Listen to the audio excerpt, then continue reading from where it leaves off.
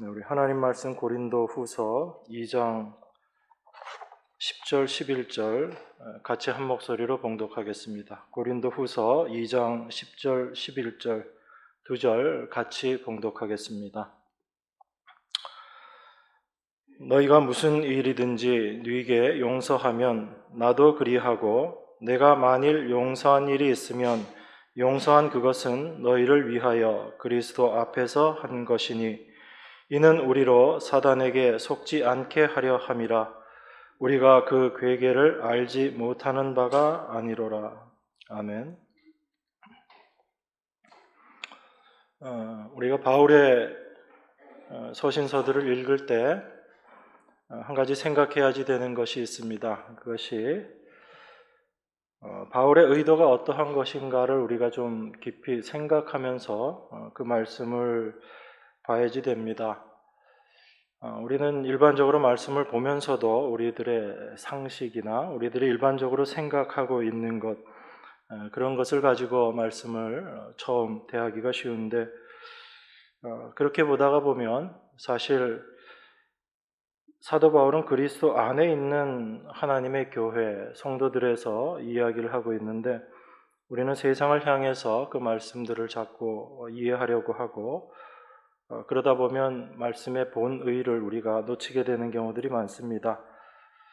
사도 바울은 늘 그렇게 이야기합니다. 내가 예수 그리스도의 십자가 외에는 도무지 알기를 원하지 아니한다라고 그렇게 이야기하고, 내가 십자가만을 자랑하겠다라고 이야기합니다.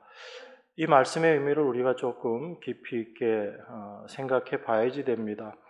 사도는 십자가에 대해서 이야기를 하겠다고 하고 예수 그리스도에 대해서 이야기를 하겠다 그렇게 이야기하는데, 우리는 그 십자가를 바라보지 않고 다른 곳을 향해 있으면서 바울의 이야기를 듣게 되면 혼란스러운 겁니다. 그래서 어떤 부분들은 바울의 말을 이해하기가 쉽지 않은 부분들이 많이 있습니다. 오늘 이 본문의 말씀은 사도가 용서에 대한 부분들을 이야기하면서 이어서 이야기하고 있는 말씀인데요. 아마 그 고린도 교회에 고린도 성도들을 근심시키게 하는 그런 사람이 있었던 것 같습니다. 쉽게 얘기해서 교회에 어려움을 줬던 어떤 사람이 있었던 것 같아요. 그런데 그 사람으로 말미암아 교회가 어려움을 겪었기 때문에 사도는 그렇게 일한 사람, 그런 사람들이 벌 받는 것이 마땅하다 그렇게 앞에서 이야기하거든요. 그러면서 이어서 바울이 이야기하는 것이 그런데 너희들은 차라리 그를 좀 용서해 줘라 그렇게 또 이야기를 합니다.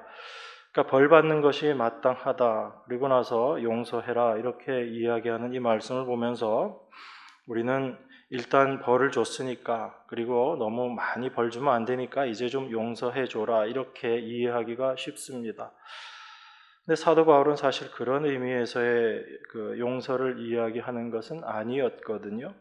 그래서 용서를 해주되 우리가 과연 어떠한 용서를 하게 되는 것인가?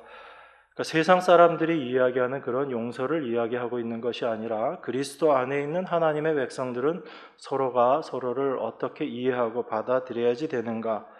또한 그리스도 안에 있는 나라는 존재가 어떠한 존재인가? 그것을 사도는 이야기하고 싶은 겁니다. 그러니까 우리는 사도의 말을 들으면서 용서해라 그러면 우리가 용서를 할 수 있는가 없는가, 내가 용서를 하고 있는가 안 하고 있는가 이걸 자꾸 생각합니다. 그래서 용서해줘라라는 말, 예수님도 사실 그런 말씀 하셨잖아요. 주기도문 가르쳐 주시면서 예수님께서 말씀하셨잖아요. 너희가 먼저 용서하면 내가 용서해 줄 것이다. 근데 사실 예수님은 그런 조건적인 말씀을 하신 건 아닌데 우린 또 그렇게 받아들이기도 하고요.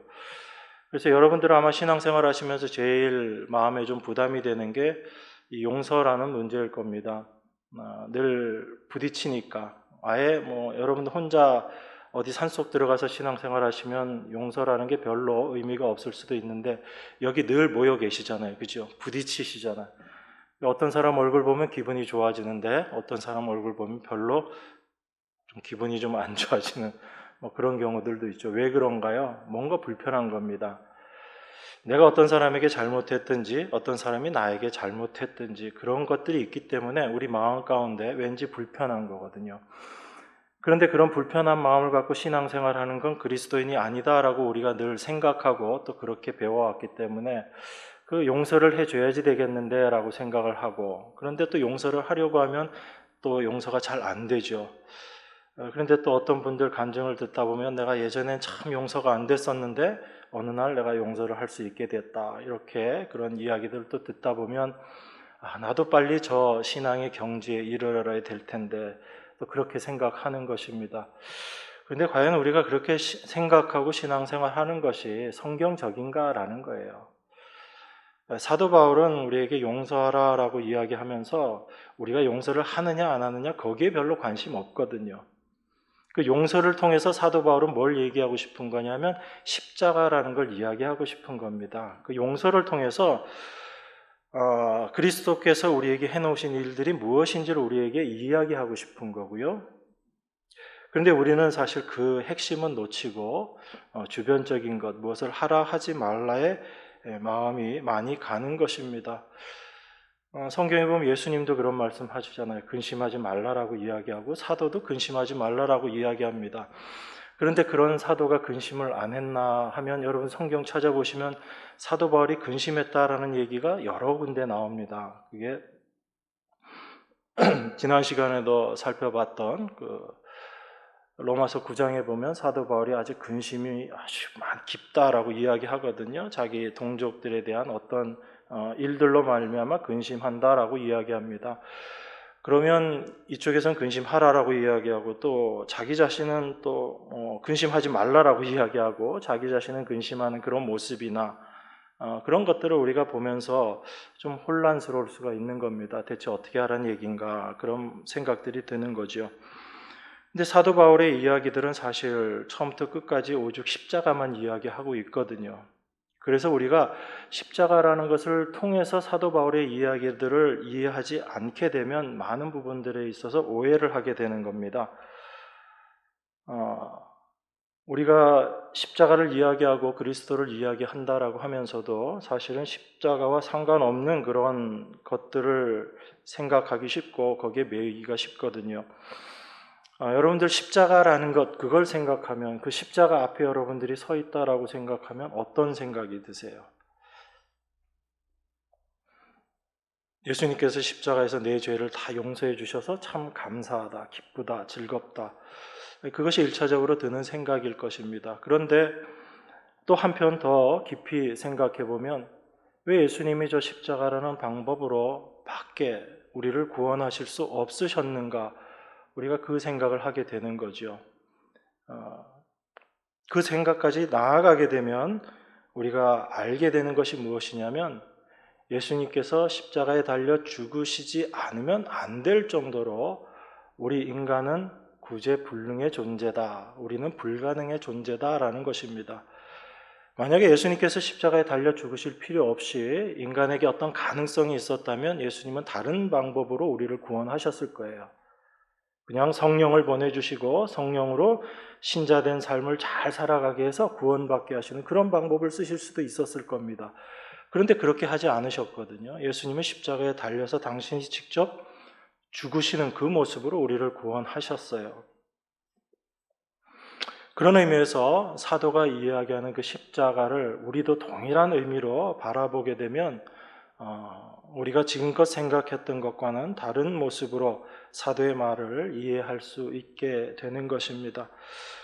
그게 사실 오늘 이 본문의 말씀이거든요. 우리가 일반적으로 사탄의 괴계, 사탄의 속임수 이런 것들을 이야기할 때 너무 단편적으로 생각합니다. 그래서 교회가 사랑을 나타내는 방법이 어떤 것인가? 우리가 서로 용서하는 것이다. 그래서 용서를 해서 교회 안에서는 사랑과 은혜가 넘쳐나야지 된다.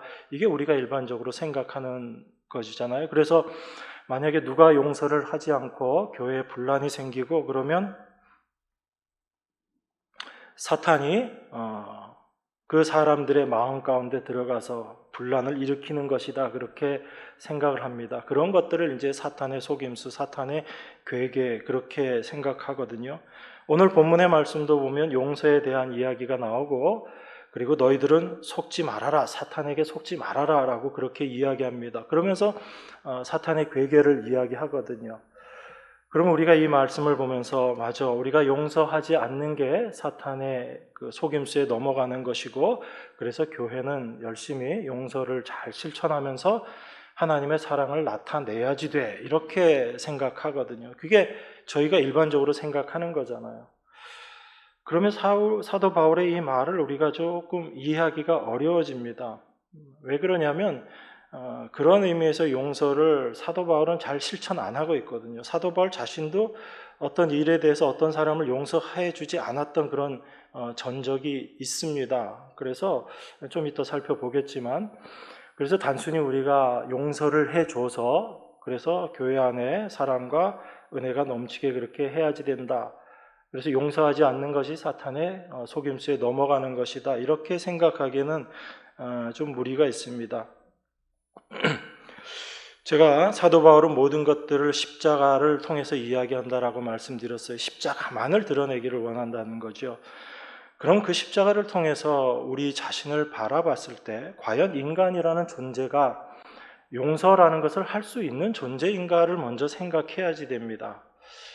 여러분들은 누군가가 여러분들에게 잘못했을 때 내가 용서해야지라고 생각하고 또 어떤 부분에 있어서는 용서라는 걸 해요. 그런데 과연 그것이 성경이 이야기하는 그런 용서인가라는 겁니다.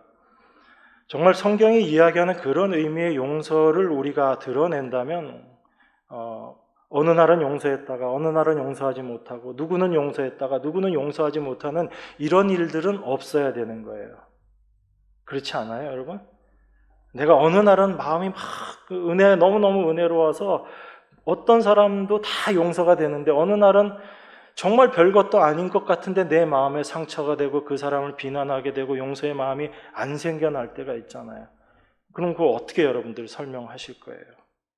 내가 오늘은 좀 은혜가 부족해서 말씀을 좀 덜 봐서 기도를 덜 해서 내가 용서의 마음이 나아가지 않는구나, 이렇게 생각할 수는 없는 거잖아요. 신앙생활은 우리 힘으로 하는 게 아니라고 이야기하는데, 그렇다면 성경이 이야기하는 그리스도 안에서, 십자가 안에서의 용서라는 건 또 다른 의미가 있을 것이다라는 걸 우리가 좀 생각해 볼 수 있는 겁니다. 그래서 그 십자가라는 걸 통해서 보면요, 우리는 다 용서할 수 없는 존재라는 겁니다. 우린 그 누구도 우리 스스로의 힘으로 용서해 줄 수 있는 존재가 되지 못한다라는 거예요. 그게 십자가가 우리에게 증거하고 있는 거거든요.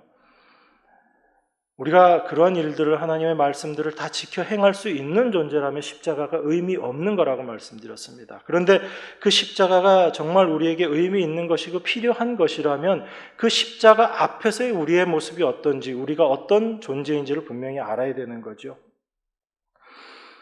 그래서 그 십자가 앞에 나가봤더니 우리는 용서라는 걸 할 수 없는 존재다라는 게 드러나더란 얘기예요. 그랬을 때 내가 누구를 용서하고 하지 않고 그 마음에서 일단은 벗어나게 되는 거예요. 내가 할 수 없는 일이다라는 것을 먼저 인정하고 그것을 알게 될 때 우리가 다른 각도에서 성경의 말씀들을 이해하고 바라볼 수 있게 되는 것입니다. 그런 의미에서 오늘 본문의 말씀도 우리가 좀 잘 봐야 되죠. 11절에 보면 이렇게 이야기하거든요. 이는 우리로 사단에게 속지 않게 하려 함이라. 우리가 그 괴계를 알지 못하는 바가 아니로라. 그렇게 이야기합니다. 그런데 여러분, 이 말씀을 자세히 읽어보시면 사도가 뭐라고 이야기하냐면요, 우리가 사단의 괴계에, 사탄에게 속지 않아야지 된다라고 이야기해요. 그러면서 그 뒤에 또 뭐라고 이야기하냐면 우리가 그 괴계라는 게 사탄의 괴계, 사탄의 속임수란 얘기잖아요. 그 괴계를 알지 못하는 바가 아니로라, 이렇게 이야기해요. 그럼 지금 사도의 말은 어떤 겁니까? 우리가 사탄의 괴계를 안다라는 이야기죠. 사탄의 괴계를 아는데 속지 말아라는 얘기는 또 어떤 얘기예요? 사탄의 괴계를 다 알면서도 우리가 지금 속아 넘어가고 있다는 얘기거든요. 그러니까 이건 그냥 사탄의 괴계에 속지 마, 이 얘기가 아니고 사도 바울이 지금 이야기하는 건 고린도 성도들에게, 우리들에게 동일하게 이야기하는 건 뭐냐면 우리들은 다 사탄의 괴계가 뭔지를 안다라는 얘기예요. 사탄이 우리를 유혹하고 있다는 얘기도 그것도 알고 있고, 사탄이 우리를 끊임없이 속이려고 하고 있다라는 것, 거짓의 아비로서 일을 충실하게 하고 있다는 걸 우리가 알고 있으면서도 그 괴계를 우리가 다 아는데도 우리가 속아 넘어간다는 얘기입니다. 그러니까 얼마나 웃기는 일이에요, 여러분. 몰라서 속는 건 이해가 됩니다. 그런데 다 알면서 우리가 속아 넘어간다는 얘기거든요. 그러면 그 속는 것은 왜 속을까요? 알면서도 속을 때는 언제 속는 거죠? 어떻게 해서 속는 거죠? 뻔히 알면서도 속는다는 얘기예요. 그거는 사탄의 괴계를 우리가 다 알면서도 거기에 속아 넘어가는 게 우리에게 유익이 있기 때문에 그래요. 성경적인 유익이 아니라 세상적인 유익이 나에게 있기 때문에 그래요. 그래서 뻔히 알면서도 속아 넘어가는 겁니다. 우리 창세기 한번 보겠습니다. 창세기 3장, 여러분들 잘 아시는 말씀이지만 다시 한번 보죠. 창세기 3장 4절 5절 제가 읽겠습니다. 뱀이 여자에게 이르되 너희가 결코 죽지 아니하리라. 너희가 그것을 먹는 날에는 너희 눈이 밝아 하나님과 같이 되어 선악을 알 줄을 하나님이 아심이라. 이렇게 이야기합니다. 뱀이 하와에게 지금 유혹하고 있는 거죠. 하나님이 참으로 너희더러 동산 모든 나무의 실과를 먹지 말라 하시더냐, 이렇게 뱀이 하와에게 물어봅니다. 그랬더니 하와가 뭐라고 이야기하냐면, 동산 나무의 실과 우리가 다 먹을 수 있는데 그 동산 중앙에 있는 나무 실과는 하나님께서 먹지 말라고 하셨다. 그리고 그거 먹지도 말고 만지지도 말라고 하셨다. 그거 혹시 그렇게 먹으면 우리가 죽을까 한다. 이렇게 하나님이 얘기하셨다라고 합니다. 그럼 이 하와의 이 이야기를 들어보면 하나님께서 하와에게, 아담에게 이야기하셨던 그 말씀을 몰랐는가 하면 사실은 알고 있었다는 이야기예요. 알고 있었는데 그 뱀의 유혹이 들어오는 순간에 그 분명하신 하나님의 말씀을 그대로 이야기하기가 힘들어진 거죠. 하나님은 뭐라고 말씀하시냐면 그거 먹는 날에는 너희가 정령 죽으리라, 그렇게 말씀하셨거든요. 그런데 하와는 뱀의 유혹을 받게 될 때 그 하나님의 말씀을 기억하고 알고 있었으면서도 어떻게 반응을 하는가 하면 뭔가 자꾸 여지를 주는 거죠. 먹어도 안 죽는 것처럼 그렇게 죽을까 하노라, 그렇게 하와가 대답하는 거예요. 그랬더니 뱀, 사탄이 뭐라고 이야기해요? 너 그거 먹어도 절대 안 죽어 라고 이야기합니다. 그리고 나서 뭘 얘기하죠?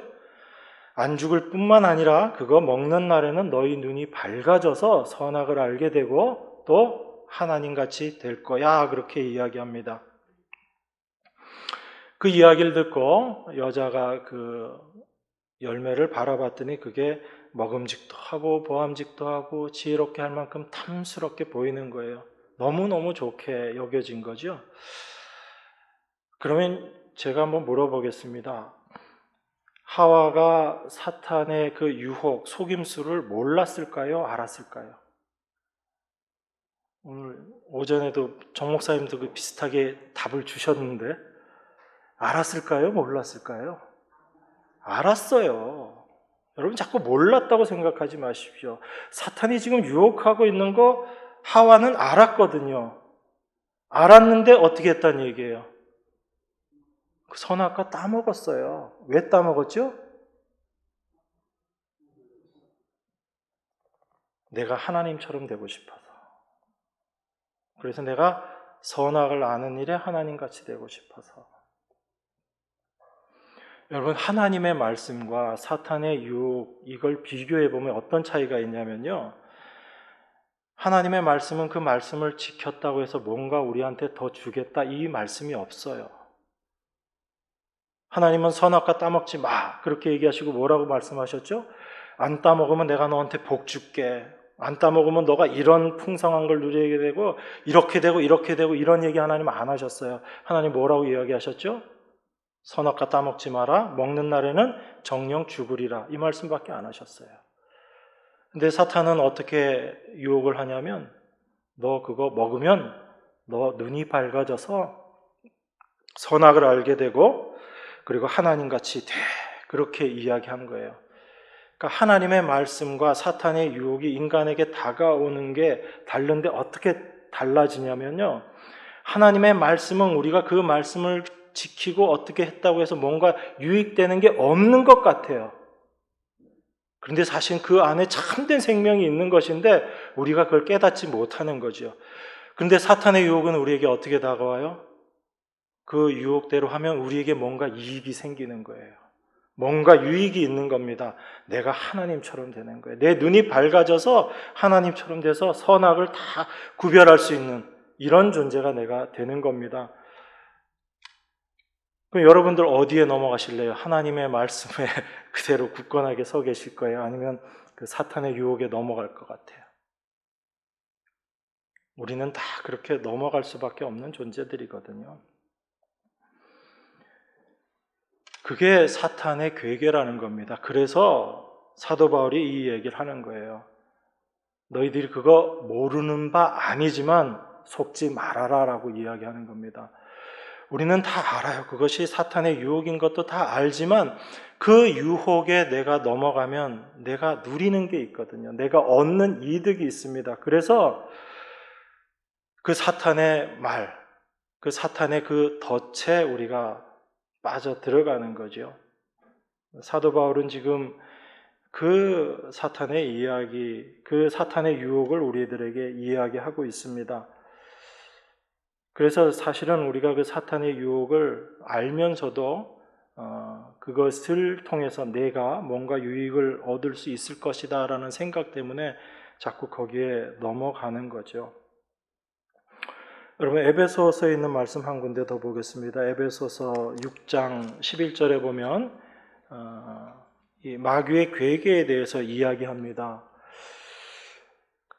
그럼 사도 바울이 지금 마귀의 괴계에 대해서 너희들이 속지 말아라 라고 이야기하는데 그 마귀의 괴계에 속지 않는 것이 어떤 것인가 그걸 에베소서에서 설명하고 있거든요.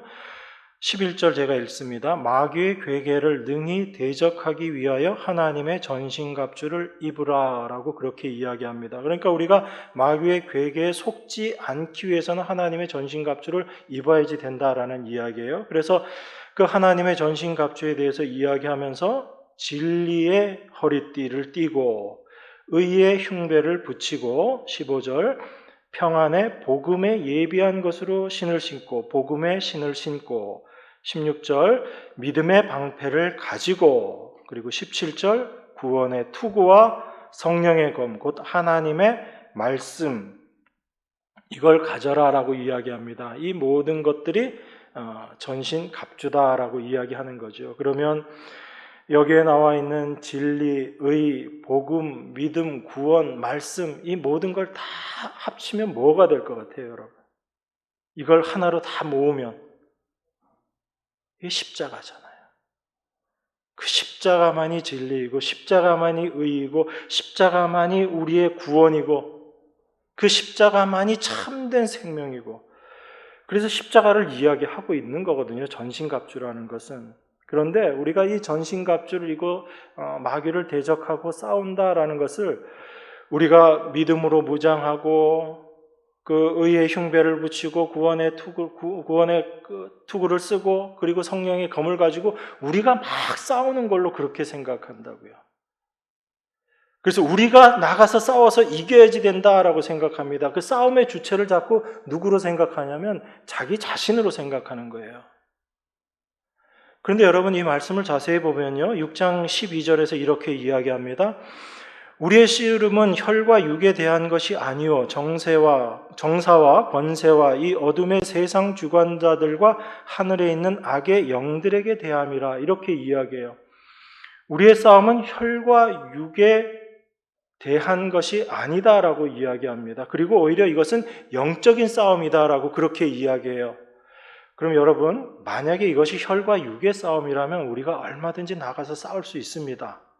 여러분들 정말 믿음을 굳건하게 쌓아서 믿음을 강하게 해서 여러분들이 나가서 싸울 수 있다고요. 여러분들의 열심과 수고와 애씀으로 싸워 나갈 수 있는 겁니다. 그런데 사도는 뭐라고 이야기하냐면 이 전신갑주를 입으라라고 이야기하고 우리의 씨름, 우리의 싸움은 혈과 육에 대한 게 아니다라고 이야기해요. 그러면서 오히려 이 싸움은 정사와 권세와 이 어둠의 세상 주관자들과 하늘에 있는 악의 영들, 쉽게 얘기해서 하나로 표현하면 사탄과의 싸움이란 이야기입니다. 사단과의 싸움이란 얘기예요.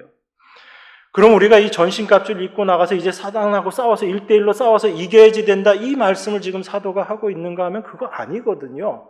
근데 우리는 자꾸 우리가 전신갑주 입고 나가서 싸워야지 돼서 싸워서 이겨야지 된다라고 그렇게 이야기합니다. 사도가 이 이야기하는 것은 이 모든 것들, 이 전신갑주로 표현되고 있는 이 예수 그리스도의 십자가, 그 십자가를 여러분들이 입으라는 얘기예요. 그 십자가 안에 들어가라는 얘기입니다. 그러니까 십자가를 들고 이걸 가지고 칼처럼 휘둘러서 싸우라는 얘기가 아니라 그 십자가 안에 들어가라는 얘기예요. 그 십자가를 온전히 완성하신 분이 누구예요? 그분이 바로 예수님이시잖아요. 그러니까 예수님께서 완성하신 십자가 안에 들어가 있는 것, 그게 전신갑주를 입는 것이고 그 안에 있을 때 우리는 영적 싸움에서 이겨낼 수 있는 것입니다. 그런데 그게 아니고 우리가 혈과 육에 대한 싸움이라면 우리들은 그게 필요 없죠. 우리가 열심히 나가서 싸우면 되니까. 그런데 사도는 지금 그 이야기를 하고 있는 게 아니고 오히려 우리가 전신갑주라는 것 안에 들어가 있으면 우리는 그 안에서 이미 승리한 존재다라는 겁니다. 그래서 우리가 싸워서 이겨야 되는 그런 싸움이 아니라 예수 그리스도께서 이미 십자가에서 완성시켜 놓고 이겨놓으신 그 싸움, 그 승리, 그것을 여러분들이 가져라라는 그 이야기거든요. 여러분들이 싸워서 승리해라는 얘기가 아니고 예수님께서 완성해 놓으신 그 승리 안에 그 십자가의 승리가 여러분들의 것이다. 그게 우리들의 것이다. 그걸 지금 이야기하고 있는 겁니다. 그게 전신갑주를 입으라라는 이야기거든요. 그게 사탄의 괴계를 우리가 능히 대적하는 거라는 얘기입니다. 그러니까 우리가 무엇을 해서 사탄을 대적해서 사탄의 그 속임수를 이겨내는 것이 아니라 예수님께서 이미 완성하신 그 사실 안에 우리가 거하게 될 때 우리는 사탄의 괴계에 속지 않고 넘어가지 않고 승리할 수 있다라는 얘기예요. 그러니까 우리가 만들어내는 승리가 아니라 예수님께서 십자가에서 이미 완성해 놓으신 승리, 그 승리를 여러분들이 취해 가지는 거죠. 그게 전신갑주를 입는다라고 사도가 그렇게 표현하고 있는 것입니다.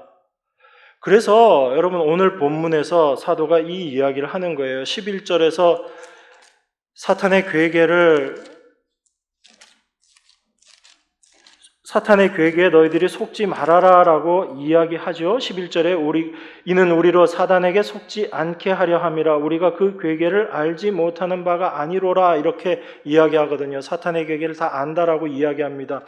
그러면서 속는 우리들이 어떻게 해서 그것을 이겨낼 수 있는가? 그것을 10절에서 이렇게 이야기하고 있어요. 너희가 무슨 일이든지 네게 용서하면 나도 그리하고 내가 만일 용서한 일이 있으면 용서한 그것은 너희를 위하여 그리스도 앞에서 한 것이다 라고 그렇게 이야기합니다. 사도 바울은 그래서 우리가 이기는 것은 사탄의 괴계에 우리가 속지 않고 우리가 이겨내는 것은 어떻게 가능한 것이다 라고 이야기하냐면 그리스도 앞에서 용서라는 것을 할 때 가능한 것이다 라고 그렇게 이야기해요. 그러니까 이 말씀을 잘 이해하셔야지 되는 겁니다. 근데 여러분 10절 말씀을 그냥 읽으면 무슨 말인지 좀 헷갈리시죠? 저도 이게 무슨 말인가 해가지고 여러 번 읽었거든요. 사도가 이렇게 이야기합니다. 너희가 무슨 일이든지 네게 용서하면 나도 그리하고 만약에 고린도 성도들이 누구를 용서하면 나도 그렇게 용서할 것이다 라고 이야기하고 내가 그렇게 용서하게 되면 그 용서한 것 그것은 고린도 성도 너희들을 위한 것이다. 또 그렇게 이야기를 하는 거예요. 고린도 성도들이 누구를 용서하면 나도 그렇게 용서를 하는데 내가 그렇게 용서하는 거는 또 너희들을 위해서 하는 것이다 라고 그렇게 얘기해요. 이게 무슨 말이에요? 사도 바울이 용서라는 것을 하는데 그 용서라는 것으로 말미암아 고린도 성도 너희들에게 유익이 된다라고 지금 그 이야기를 하는 거잖아요. 그러면 어떤 유익이 있는 거예요? 고린도 성도는 이미 용서를 했는데 고린도 성도들이 용서를 했는데 내가 또 용서를 해. 그런데 그게 고린도 성도들에게 유익이 된다라는 이 말이거든요. 도무지 무슨 말인지 헷갈리잖아요. 근데 사도는 지금 그렇게 하는 것, 그렇게 너희를 위해서, 이게 내가 용서한 것, 그게 너희를 위해서 그리스도 앞에서 한 것이다 라고 그렇게 지금 이야기하고 있어요. 그러니까 사도는 용서를 이야기하는데 어떤 용서를 이야기하냐면 그리스도 앞에서의 용서를 지금 우리에게 이야기하고 있어요. 우리는 사도 바울의 글을 보면서 세상에서 우리가 하는 용서를 생각하고 있는데 사도 바울은 지금 그것과 전혀 다른 차원의 용서를 이야기하고 있는 거예요. 그러니까 세상적으로 우리가 누구를 용서했니 하지 못했니 라는 것을 가지고 사도 바울이 말한 이 용서를 우리가 했다 안 했다라고 판단할 수 없는 거죠. 사도 바울은 지금 그리스도 앞에서 하는 용서가 어떤 것인지에 대해서 우리에게 이야기하고 있는 것입니다. 여러분, 우리가 일반적으로 알고 있는 용서라는 건 어떤 거예요?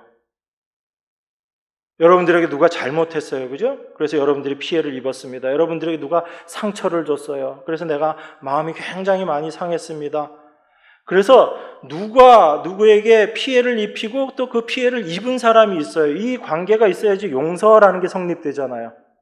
그래서 내가 가해자가 돼서 다른 사람에게 피해를 끼칠 때도 있고 아니면 내가 피해자가 돼서 어떤 사람에게 가해를 당할 때도 있고 이럴 때죠. 그러면 내가 용서를 한다라고 할 때는 내가 언제 용서를 하는 거예요? 내가 가해자일 때 용서하나요? 내가 잘못해놓고 용서해 이렇게 얘기하지 않잖아요. 그럼 내가 피해를 입었을 때 용서하잖아요. 그래서 내가 피해자일 때 나한테 가해를 해준 사람한테 내가 용서할게 라는 게 우리들이 일반적으로 생각하는 용서라는 거죠. 그래서 가해자와 피해자가 있고 그 피해자가 가해자를 용서해 주는 것, 이걸 우리는 용서한다라고 생각하잖아요.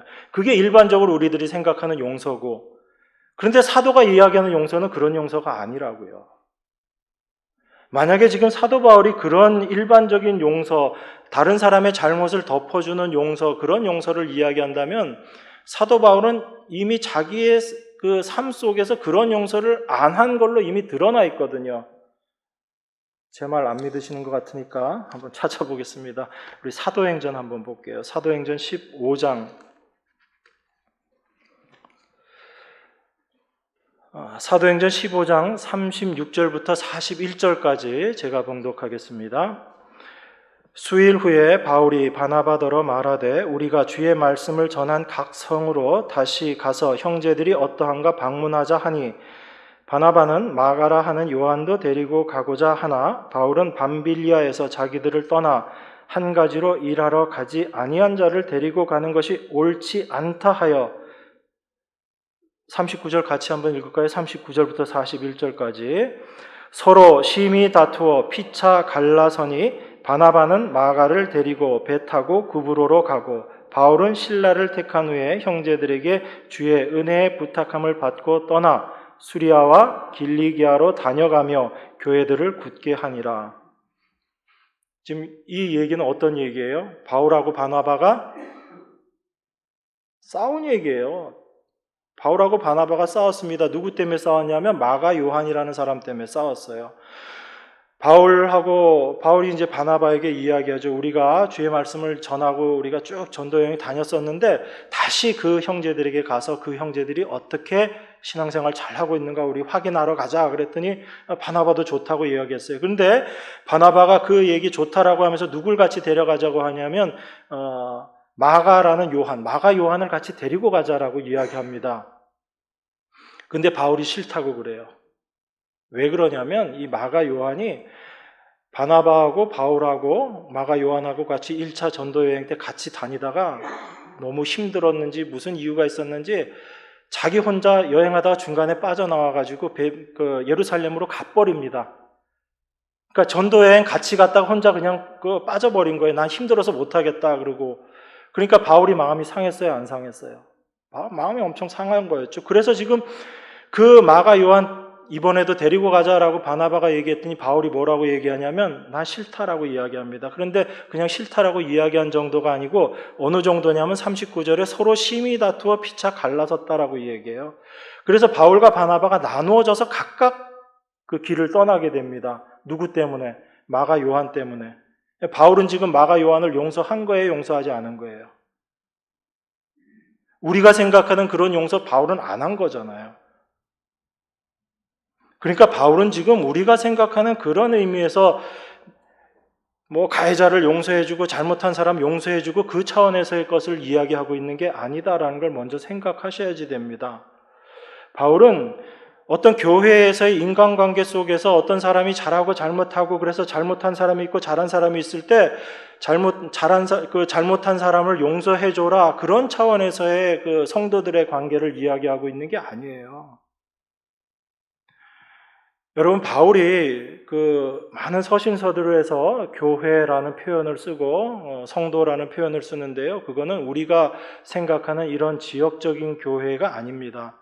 고린도에 있는 교회, 어느 지역에 있는 교회라고 이야기할 때 그것은 그 지역에 있는 어떤 인간적인 모임을 이야기하는 것이 아니라 그곳에 있는 하나님의 백성들을 이야기하는 거예요. 그러니까 교회라는 곳이 있어서 그 모이는 공동체 어떤 지역이 있어서 거기에 사람들이 모여 있다라는 그 교회를 이야기하는 그런 우리가 일반적인 가시적 교회, 비가시적 교회 이건 신학적인 개념이에요. 바울은 그런 얘기 아예 하지 않습니다. 바울에게 있어서는 교회 그러면 하나님의 백성 이거밖에 없는 거예요. 우리가 지금 신학적으로 구분하면서 가시적인 교회, 이런 물리적인 교회, 비가시적인 교회, 눈에 보이지 않지만 참된 하나님의 백성으로서의 교회 이렇게 나누는 거지 사도 바울은 절대로 그렇게 구분한 적이 없어요. 그냥 교회 그러면 다 하나님의 백성인 거예요. 그 교회는 사도 바울이 에베소서에서 얘기했듯이 하나님의 몸, 그리스도의 몸으로서의 교회입니다. 그리고 그 교회를 구성하고 있는 사람들은 다 그 몸의 지체로서의 교회인 거예요. 사도 바울은 그 교회만 이야기하고 있는 겁니다. 그러니까 그 지체라는 관계 속에서, 몸의 지체라는 관계 속에서 누구는 용서받아야지 되고 누구는 용서해줘야지 되고 그런 관계가 과연 존재하는가라는 거예요. 여러분들은 교회 안에서 신앙생활 하시면서 피해를 끼칠 적도 있고 피해를 입을 때도 있고 그래서 내가 가해자가 되기도 하고 피해자가 되기도 하죠. 그게 우리가 눈으로 바라보는 교회인데 사도 바울은 그 교회에는 관심이 없어요. 우리 교회 안에 어떤 사람이 교회에 막 피해를 주고 막 그렇게 했다고 해도 사도 바울은 관심이 없습니다. 왜냐하면 그 사람이 물리적인 교회에 무슨 피해를 준다고 해서 하나님의 교회가 문제가 생기는 게 아니기 때문에 그래요. 우리는 어떤 사람이 교회에 해코지를 하면 이 교회 자체를 보호하려고 해요. 우리가 나서서 이것을 어떻게 해야지 되고 그걸 물리쳐야 되고 싸워 이겨야 되고 그런데 사도 바울은 어떤 마음이 있냐면 하나님의 교회라는 얘기입니다. 하나님의 교회는 누가 지키시는 거예요? 하나님이 지키시는 거예요. 사람이 틈탈 수 없는 곳이 하나님의 교회라는 겁니다. 그러니까 사도 바울에게는 하나님의 교회는 누구도 해코지할 수 없고 누구도 간섭할 수 없고 누구도 피해를 줄 수 없다라는 그 마음이 너무나 분명한 겁니다. 그렇기 때문에 고린도 성도들을 바라보면서 고린도 교회에 어떤 문제가 있다 할지라도 그걸 보는 시각이 우리하고 완전히 다른 거예요. 그러면 하나님의 백성, 그 몸의 지체로서의 교회를 이야기하는 사도 바울의 입장에서 과연 피해자, 가해자라는 게 있겠냐라는 겁니다. 있어요? 없어요? 있어요? 그래도? 그럼 제가 또 다시 말씀드릴까요? 처음부터 다시 다? 없잖아요. 물론 여러분들이 객관적으로 피해를 입기도 하고 가해를 주기도 하고 피해를 당하기도 하고 그런 일들은 있어요. 그렇지만 그것 자체가 하나님의 백성 교회에는 아무 문제가 없거든요. 그런데 우리는 내가 어떤 피해를 입고 우리 교회가 어떤 피해를 입고 그러면 그게 큰 문제가 되는 것이냐 그렇게 생각한다고요. 사도 바울은 애초에 그런 거에 관심이 없다라는 얘기입니다. 사도에게 관심이 있었던 건 뭔가 하면 그 그리스도의 몸의 지체로서의 그 교회, 그 지체로서 존재하는 교회는 항상 어떤 마음으로 어떤 심령을 가지고 살아야지 되는가 그걸 지금 우리에게 이야기해 주고 있는 겁니다. 그러면 몸된 교회의 지체로 살아가는 하나님의 백성들은 늘 어떤 자세로 살아가야지 될까요? 두 가지 중에 하나 말씀드릴게요. 가해자의 입장에서 살아야 될까요? 피해자의 입장에서 살아야 될까요? 다 가해자인 거예요, 여러분. 여러분 중에 누가 피해자가 없는 겁니다. 우리는 다 가해자예요. 어디에서 보면? 십자가 안에서 보면. 그리스도의 몸이라는 지체 관계 안에서 보면 우리는 다 가해자인 거예요. 우리는 피해자가 없는 겁니다. 굳이 피해자를 이야기하려면 누가 피해자예요? 예수님만 피해자예요. 우리 때문에 예수님이 십자가에 달려 죽으셨잖아요. 그냥 피해를 입은 게 아니라 예수님, 하나님이신 그분이 십자가에 달려 죽으셨다고요. 우리는 예수님을, 하나님을 십자가에 못 박아 죽인 가해자들이에요. 우리는 다. 그런데 그 일로 말미암아 예수님이 대신 우리의 죄를 다 뒤집어 쓰시고 십자가에 달려서 피해자처럼 그렇게 일방적으로 당하시고 죽으심으로 말미암아 우리가 구원함을 받은 거예요. 우리가 하나님의 백성 된 것이고 우리가 몸된 교회의 지체로 존재하게 되는 겁니다. 이게 십자가 안에서 자기 자신을 바라보는 성도의 자기 이해인 거죠. 그런 사람들 마음속에서, 그런 성도들, 그런 교회 안에서 누가 나에게 피해를 끼치고 누가 나를 힘들게 하고 어렵게 한다라는 게 과연 어떤 의미로 다가오겠느냐라는 겁니다.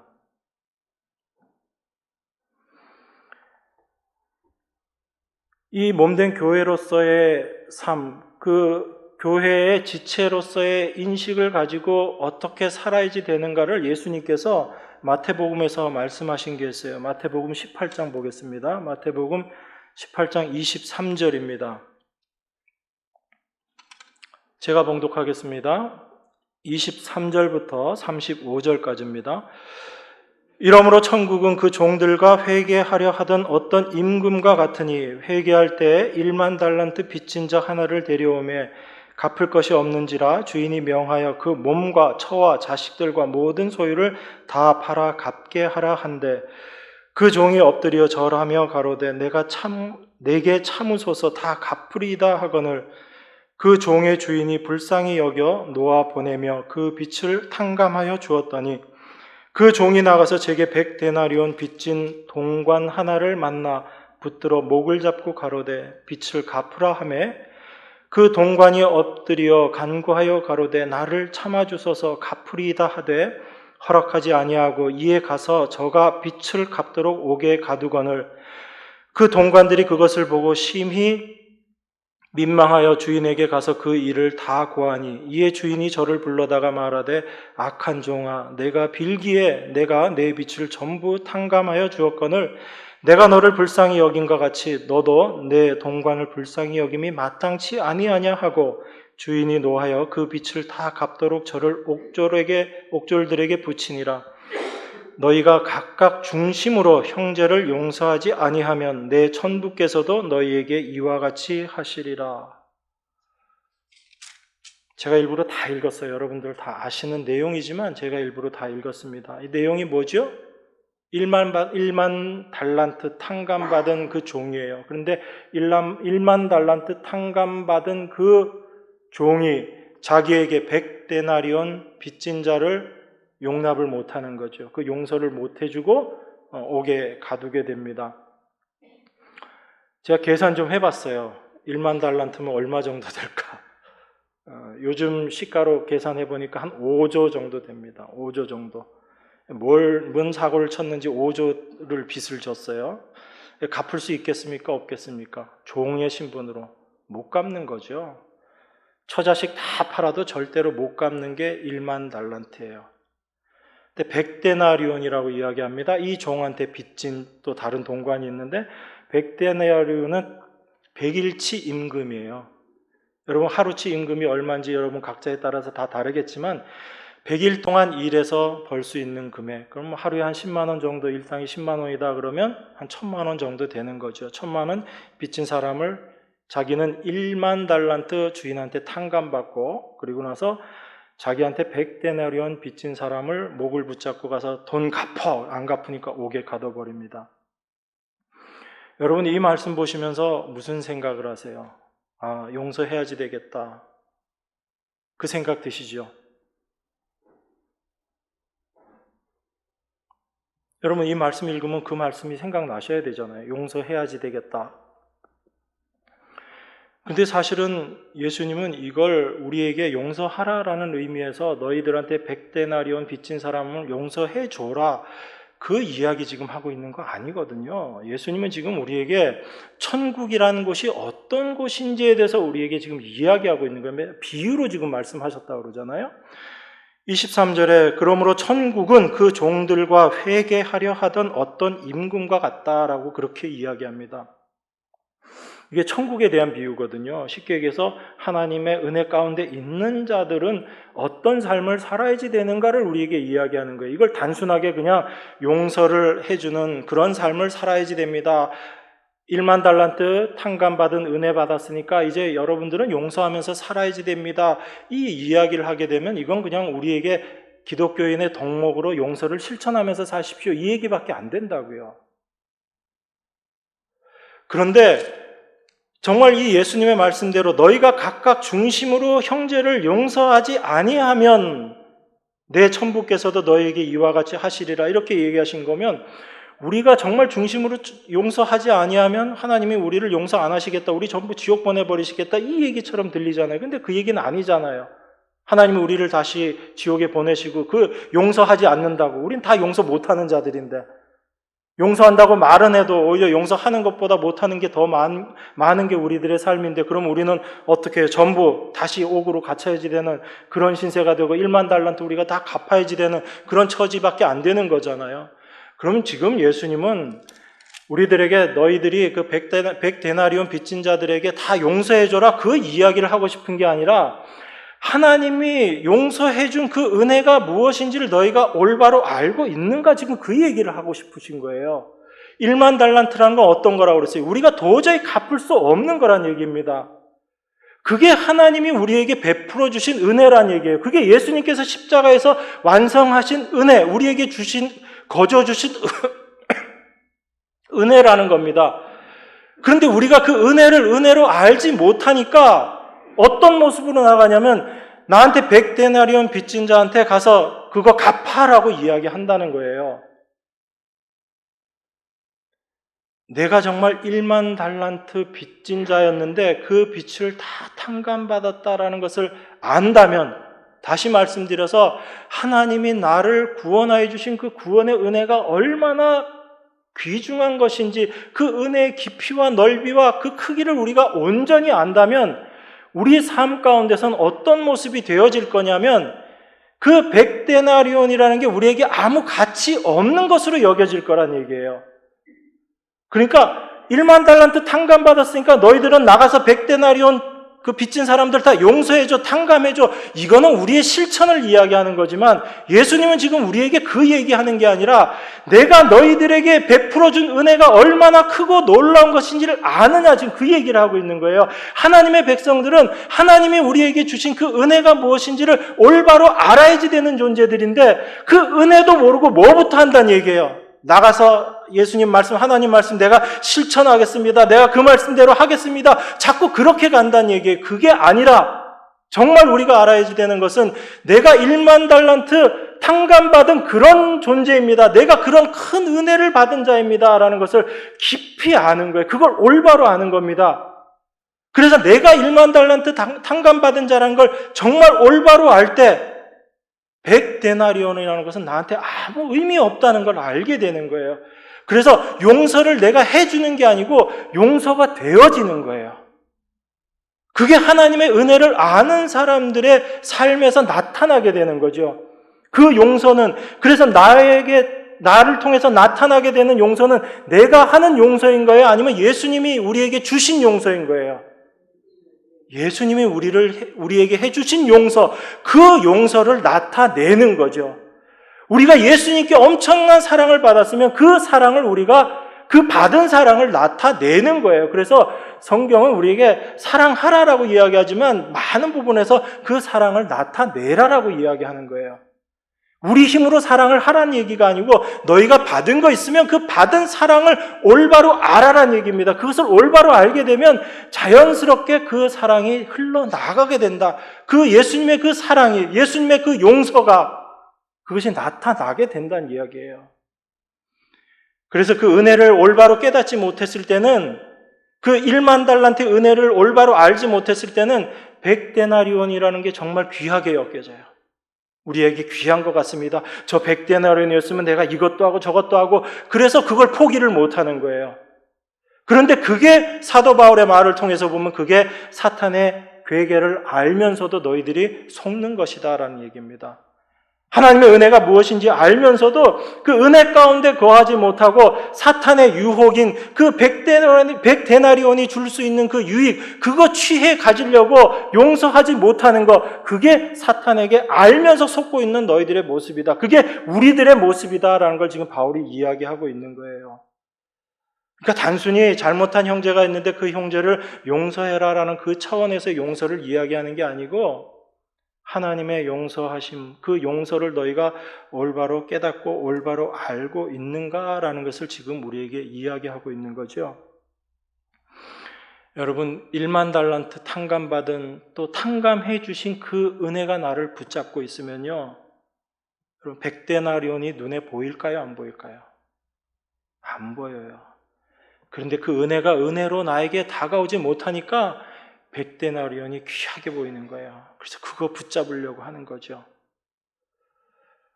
내가 뭔가 실천해서 나라는 존재를 드러내려고 하고 내가 이런 용서라는 것을 실천해서 믿음 좋은 사람처럼 내가 드러나기를 원하고 저 형제는, 저 자매는 도무지 어떻게 저렇게 용서를 하고 저걸 그냥 감당할 수 있을까라는 그런 것들로 말미암아 내 믿음을 좀 드러내고 싶어하는. 그런데 정말 우리가 하나님의 은혜 가운데 들어가게 되면, 그 은혜 가운데 잡히게 되면 그 100데나리온이 줄 수 있는 유익이라는 것은 아무 가치 없다는 걸 알게 돼요.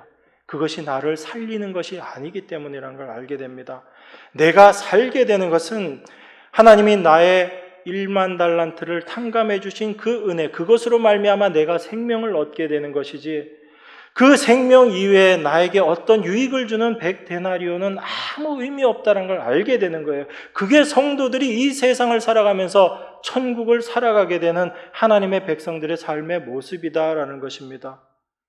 그래서 바울은 뭘 지금 이야기하고 싶은 거냐면, 너희들이 정말 하나님의 은혜를 올바로 알고 있는가? 그 십자가를 올바로 알고 있는가? 그래서 나는 너희들에게 십자가만 이야기하겠다는 겁니다. 십자가만을 내가 자랑하겠다는 거예요. 그 십자가 안에 이루어놓으신 온전한 생명, 그것만이 참된 복음이기 때문에 그것만을 나는 바라보고 살겠다는 것입니다. 그러니까 우리가 이 100데나리온이라는 그 이익에 집중하지 않고 살아갈 수 있는 방법은 딱 한 가지밖에 없어요. 여러분들이 열심히 기도하고 열심히 말씀 보고 열심히 수련하고 헌신하고 그렇게 해서 되는 게 아니라 그 길은 딱 하나밖에 없습니다. 그게 여러분들이 그리스도의 십자가 앞에서 내가 늘 가해자의 모습으로 서는 거예요. 내가 예수님 십자가 못 박인 자다. 나 때문에 예수님께서 십자가에 못 박혀 죽으셨다. 그런 자기 자신이 어떤 존재인지를 날마다 더 깊이 알아가고, 그 깊이 알아갈 때, 그 죄를 더 깊이 알아갈 때 나에게 임하신 하나님의 은혜가 무엇인지를 더 알게 되는 거죠. 그래서 바울이 로마서에서 죄가 더한 곳에 은혜가 어떻게 된다고요? 더 넘친다라고 이야기하는 겁니다. 여러분들이 죄를 더 많이 지으란 얘기가 아니잖아요. 나의 죄된 것을 더 깊이 알아갈수록 이런 나를 구원하여 주신 하나님의 은혜가 어떠한 것인지를 우리가 더 깊이 알게 된다는 얘기죠. 그런 사람들에게는 죄를 지어라 짓지 말아라 이런 게 의미가 없는 거예요. 이미 거기서 떠나 있는 거죠. 하나님의 용서의 은혜를 아는 자들에게는 누구를 용서해 줘라, 용서해 주지 말아라는 게 의미가 있어요, 없어요? 없어요, 여러분. 그러니까 사도는 지금 고린도 성도들에게 용서해 준 거 너희들 다 용서해 주는 자가 돼야 돼, 이 얘기를 하는 게 아니고 그리스도 앞에서 성도가 행하는 용서가 무엇인지 그것을 올바로 알면 그것이 참된 복음, 십자가의 복음을 깨닫고 아는 것이기 때문에 그것이 너희들에게 유익한 것이다, 너희들에게 좋은 것이다, 그걸 이야기하고 있는 거죠. 그래서 사도는 도무지 십자가 말고는 자기가 알기도 원하지 않고 십자가 말고는 내가 전하지도 않겠다라고 이야기한 겁니다. 오직 십자가만 자랑하겠다라고 이야기한 거죠. 그런데 십자가를 빼고 그저 인간의 행함, 인간의 행위, 우리가 열심히 실천해서 이 사도들의 말들을, 예수님의 말을 실천해서 우리가 하나님의 백성된 모습으로 드러나야지 되겠다. 그렇게 생각한다면 우리가 말씀을 오해하고 있는 거란 얘기입니다. 하나님은 우리에게 무엇을 하라 하지 말라 이런 얘기 안 하시거든요. 이미 예수 그리스도의 십자가를 통해서 다 완성시켜 놓았어요. 그래서 예수님이 십자가에서 마지막으로 하신 말씀이 뭐예요? 덜 이루었다? 아니잖아요. 다 이루었다고 말씀하시잖아요. 그 다 이루심에 뭔가 빠진 게 있고 부족함이 있나요? 우리가 깨닫지 못해서 부족하게 느껴지는 것뿐이죠. 우리가 올바로 알지 못해서 그것이 부족한 것처럼 느껴지는 것뿐이죠. 정말 그 십자가의 의미를 우리가 올바로 안다면 예수님께서 말씀하신 다 이루셨다 그 말씀이 우리 안에 온전하게 은혜로 다가온다면 여러분들은 아무것도 부족함이 없는 자들인 거예요. 비록 세상적으로는 뭔가 부족하고 세상적으로는 뭔가 좀 아쉽고 그렇게 살지 몰라도 하나님의 백성으로서의 삶은 전혀 부족함이 없는 삶을 우리들이 살아가게 되는 것입니다. 하나님 지금 우리에게 그 얘기하고 계시는 거거든요. 성경은 우리에게 지금 그 이야기를 하고 있는 것입니다. 이 말씀의 의미를 우리가 올바로 좀 이해하시기를 원합니다. 여러분과 제가 그 말씀의 깊이를 더 깊이 알고 그 은혜를 더 깊이 알게 될 때 우리를 통해서 자연스럽게 예수 그리스도는 나타나게 될 거예요. 왜냐하면 우리에게 그것을 깨닫게 하시고 그 일을 이루신 분이 예수님이시기 때문에. 그래서 히브리서 기자가 히브리서 12장에서 그 말씀 하시는 거잖아요. 믿음의 주요 또 온전케 하시는 이인 예수를 바라보자. 우리에게 믿음 주시고 그 믿음을 온전케 하시는 분, 그분이 바로 예수님이시다는 얘기입니다. 그 예수님이 어떤 삶을 사셨어요? 저는 그 앞에 있는 즐거움을 위하여 십자가를 참으사 부끄러움을 개의치 아니하시더니 하나님 보좌 우편에 앉으셨느니라. 예수님에게 참된 즐거움이 있었어요. 참된 기쁨이 있었어요. 그런데 그 기쁨은 예수님으로 하여금 이 세상에서 부끄러운 모습으로 나타날 수밖에 없는 그 모습이었어요. 그런데 그 부끄러움을 우리 주님은 개의치 않으셨다고요. 오히려 그 십자가를 통한 그 즐거움, 그 기쁨이 너무나 분명했기 때문에 그 일들을 하나님의 말씀대로 그대로 순종하시며 다 이루심으로 말미암아 하나님 보좌 우편에 앉으셨다라고 이야기합니다. 이 분이 우리 믿음의 주인이시고 우리의 믿음을 온전케 하시는 예수 그리스도십니다. 우리가 그 예수 그리스도만을 바라보고 산다면 우리에게 무엇이 부족하겠어요? 물론 세상적으로는 부족한 게 있겠죠. 세상적으로 연약한 것도 있겠죠. 아쉬운 것도 있겠죠. 그런데 그건 우리 눈에 보이는 세계일 뿐이죠. 성도는 이 눈에 보이는 세계를 살아가는 자들이 아니라 눈에 보이지 않는 믿음의 세계를 살아가는 사람들이 참된 하나님의 백성이요 성도들입니다. 그 믿음의 자리로 하나님께서 우리를 옮겨 놓으셨어요. 그 믿음만으로 우리가 살아갈 수 있게 되기를 우리가 날마다 간구해야지 됩니다. 그것이 우리들의 기도가 되어야지 돼요.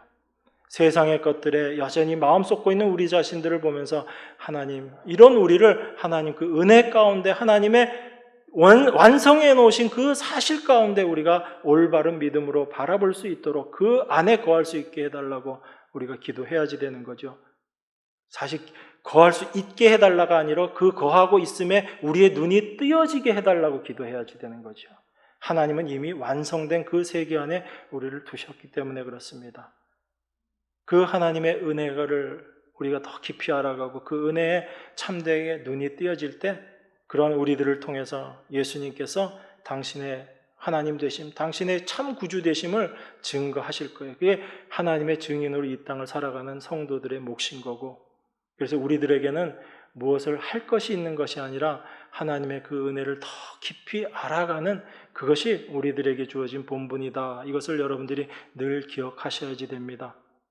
그래서 그 하나님의 은혜만을 바라보고 그 예수 그리스도로 말미암아 은혜를 알아가는 그 일에만 날마다 집중하고 헌신하는 여러분과 저의 삶이 되기를 바랍니다.